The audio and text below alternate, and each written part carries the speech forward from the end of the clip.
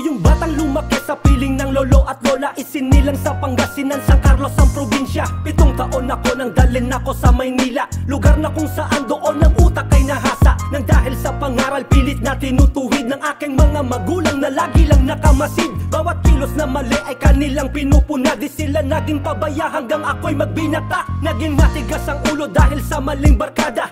Payo ng magulang ay binabalay, wala na nang pupuntahan, nalulung na sa bisyo. Laging nakikipag-away, madami ding pinerwisyo. Ako ay naligaw na punta sa maling landas. Mga katropa na buhay maagang nagwakas. Mga pagkakataon na dumating aking sinayang. Payo ni inay itay na binalay, wala lang. Ako'y namulat simula nung niyakap ko ang musika. Tinalikuran ng maling gawain at sinunod ang payo ng aking ama at ina. Ang lahat ng to ay aking pinagsisisihan, kaya hanggat maaga pa hindi pa huli ang lahat, kaya pwede pa na magbago pa. 1 taon, 2 buwan nang ako ay mabilanggo. Mga pangarap ko na tila ba malabong mabuo. Di ko maintindihan kung bakit ba ako nandito. Mga kasama ko ay iba't ibang klaseng tao. Ako ay nagising apat na sulok na dingding, habang tumutulo ang luha sa taas sumihiling. Naisip ko lahat masasama kong ginawa, kailangan ko na ngang magbago dahil di na pabata. Sa aking pagkadapa pinilit ko muling bumangon. Nag-umpisa sa wala hanggang ako ay makaahon. Sa panahon na yon marami akong natutunan. Huwag kang basta susuko at huwag kang panghihinaan. Mga kaibigan, makikita mo kung sino tunay. Pamilya mo pa rin bandang huli ang iyong karamay. Saksi akong buhay sa naranasan ko na hira. Magbago ka habang maaga pa at magsumika. Ako'y namulat simula nung niyakap ko ang musika. Tinalikuran ng maling gawain at sinunod ang payo ng aking ama at ina.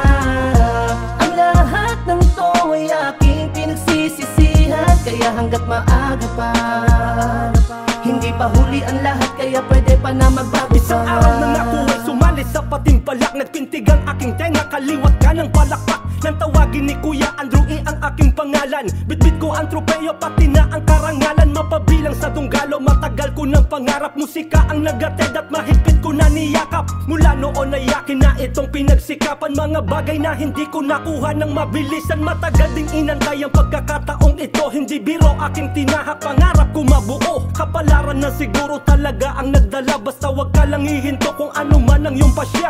Salamat sa mga walang sawang sumusuporta, at salamat din sa mga kapatid ko sa balita. Nang dahil sa inyo patuloy na nagsusulat. Ang pag-angat man ng isa ay pag-angat din ng lahat. Ako'y namulat simula nung niyakap ko ang musika. Tinalikuran ng maling gawain at sinunod ang payo ng aking ama at ina. Ang lahat ng to ay aking pinagsisisihan, kaya hanggat maaga pa hindi pa huli ang lahat, kaya pwede pa na magbago ka. Hindi habang buhay lagi tayong malakas. Hindi habang buhay sasandal tayo sa ating mga magulang. Hindi habang buhay tayo ay bata, pagkat habang lumilipas ang panahon tayo ay tumatanda.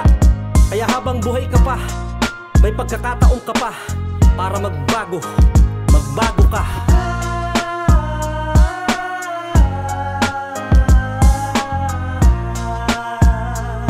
Hindi pa huli ang lahat, kaya pwede pa na magbago ka.